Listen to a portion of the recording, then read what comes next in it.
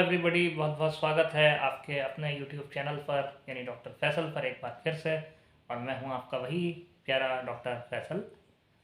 आज जो वीडियो मैं आपके लिए लेकर आया हूं, अगर आप उस वीडियो को पूरा देखेंगे तो यकीनन आपकी ज़िंदगी में बहुत बड़ा परिवर्तन आएगा। और मेरी हमेशा से कोशिश ये रही है कि मैं लोगों को कुछ ना कुछ नया सिखा सकूं, बता सकूं और उनके जीवन में कुछ ऐसा कर सकूं जिससे उनका जीवन और बेहतर बने। और उसी कड़ी में आज मैं ये अगला वीडियो आपके सामने पेश कर रहा हूँ।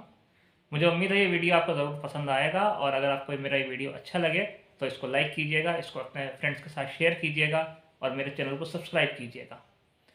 आज जो कहानी मैं आपको सुनाने जा रहा हूँ, ये कहानी यकीनन आपकी ज़िंदगी में बहुत बड़ा बदलाव ला सकती है अगर आप इसको ध्यान से सुने और समझें तो देखिए, कहानी है एक मशहूर साइंटिस्ट की, आइंस्टाइन की। आप जानते ही होंगे, सभी लोग परिचित होंगे इनसे। तो एक बार की बात है, आइंस्टाइन अपनी लैब में काम कर रहे थे और जाहिर है कि लैब में बहुत सारे कागज़ों का इस्तेमाल करते हैं साइंटिस्ट। तो उनकी टेबल पर बहुत सारे कागज़ फैले हुए थे। उनके साथ उनके को वर्कर भी थे, वो भी काम कर रहे थे। तो कागज़ सारे इधर उधर बिखर गए, हवा चली और कागज़ इधर उधर बिखर गए। अब हमारे साइंटिस्ट साहब जो थे वो एक पेपर क्लिप ढूंढने लगे ताकि वो उन पेपर्स को इकट्ठा करके क्लिप उस पर लगा सकें। तो ढूंढते रहे, काफ़ी तलाश करने के बाद उन्हें सिर्फ एक पेपर क्लिप मिला, लेकिन वो पेपर क्लिप थोड़ा टेढ़ा हो चुका था। तो उन्होंने क्या किया, उस पेपर क्लिप को सीधा करने के लिए बैठ गए। वो उन्होंने कहा कि मैं इसको सीधा करके फिर सारे पेपर्स इसमें लगाऊंगा। तो एक तरफ बैठ के वो कोशिश करते रहे। उधर उनके जो कोवर्कर थे, जो उनके साथी थे, उन्होंने ये चीज़ देखी कि सर इसको सीधा करने में, ठीक करने में लगे हुए हैं। वो इतनी देर में मार्केट गए, उन्होंने एक नया पैकेट खरीदा क्लिप्स का और क्लिप्स ले आए और जल्दी जल्दी सारे पेपर्स इकट्ठा करके उन पर सब पे क्लिप लगा कर रख दिए। जब ये सारा काम उन्होंने पूरा कर दिया, फिर भी उन्होंने देखा कि जो साइंटिस्ट हैं वो अभी भी उस पेपर क्लिप्स को वापस सीधा करने में लगे हुए हैं। तो उन्होंने कहा, सर पेपर्स तो मैंने सारे अरेंज कर दिए, मैं नया पैकेट ले आया था, मैंने सारे पेपर्स को क्लिप से लगा दिया है, आप फिर भी अभी तक किस क्लिप को अरेंज कर रहे हैं? तो आप जानते हैं उन्होंने क्या कहा? उन्होंने कहा कि मेरे पास जब कोई प्रॉब्लम आती है तो मैं जब तक उसका हल नहीं ढूंढ लेता हूँ, मुझे चैन नहीं पड़ता।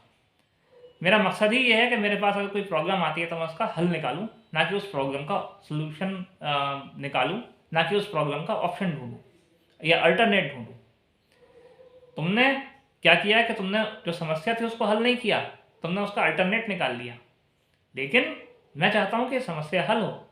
ये पेपर क्लिप अगर सीधा होता तो तुम्हें मार्केट जाकर नया पेपर क्लिप लाने के लिए लाना नहीं पड़ता और टाइम वेस्ट नहीं होता, मनी वेस्ट नहीं होती, और प्लस हमारी जो प्रॉब्लम थी उसका सलूशन वक्त पे निकल गया होता।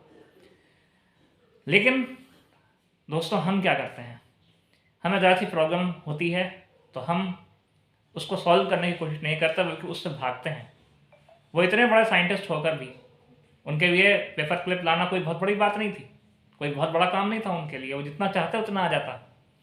लेकिन और हुआ भी ऐसा ही, उनके जो कोवर्कर थे वो क्लिप ले भी आए, लेकिन उन्होंने फिर भी यही चाहा कि जो प्रॉब्लम उनके सामने आई है, जो पेपर क्लिप टेढ़ा है, उसको सीधा किया जा सके, यानी उस समस्या का समाधान निकाला जा सके। और हम क्या करते हैं, समस्या आते ही या तो समस्या दूसरे का जिम्मेदार दूसरे को बताकर उस पर डाल देते हैं, या फिर उस समस्या से दूर भागते हैं, उसका हल नहीं निकालते।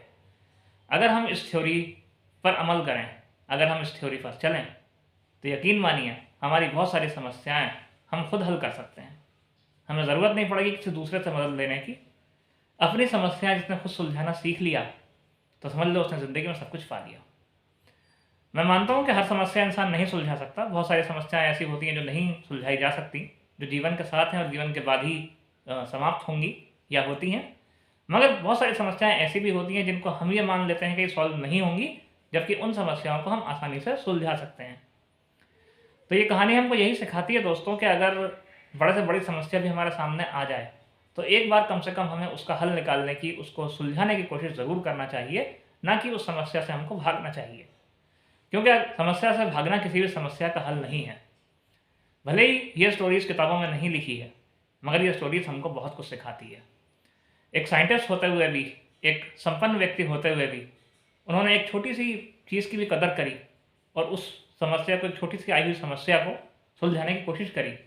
वरना अगर हमारे और आपके साथ ये समस्या आती है तो हम क्या करते हैं, उस पेपर क्लिप को एक तरफ फेंक देते और जाकर नया पेपर क्लिप ले आते और पेपर से अरेंज कर देते। लेकिन नहीं, उनको लगा कि ये समस्या मेरे सामने आई है कि पेपर क्लिप टेढ़ा है, इसको मुझे सीधा करना है, और उन्होंने वही किया, उसको सीधा करते रहे जब तक वो सीधा नहीं हो गया। हालांकि उनके कोवर्कर ने उनकी हेल्प कर दी, वो एक अलग चीज़ है, दूसरा पहलू है इस कहानी का। लेकिन उन्होंने खुद ऐसा नहीं किया, उन्होंने पहले इस समस्या का हल निकालना चाहा। तो मैं भी आप सबसे यही कहूँगा कि अगर कोई समस्या आपको जीवन में आती है तो आप पहले उसका हल खुद ढूंढिए, उसका अल्टरनेट या उसका ऑप्शन मत ढूंढिए, क्योंकि अगर आप उस समस्या से एक बार मुंह मोड़ भी लेंगे तो वो समस्या आपको आगे फिर आएगी। ये कोई ज़रूरी नहीं है कि उस समस्या को आपने अगर उस समय इग्नोर कर दिया तो वो समस्या आपको दोबारा नहीं आएगी, वो समस्या आपको कभी भी दोबारा आ सकती है।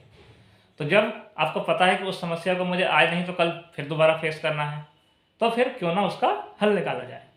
उसका हल निकालिए और यकीन मानिए, अगर आपने एक बार ये कलर सीख ली ना तो आपकी लाइफ में फिर समस्या आएगी ही नहीं, क्योंकि जब आप हल निकालना सीख जाएंगे तो आप समस्या क्रिएट ही नहीं होने देंगे, आपकी लाइफ में समस्या क्रिएट ही नहीं होगी, और जब समस्या क्रिएट नहीं होगी तो आपकी लाइफ बहुत स्मूथ हो जाएगी।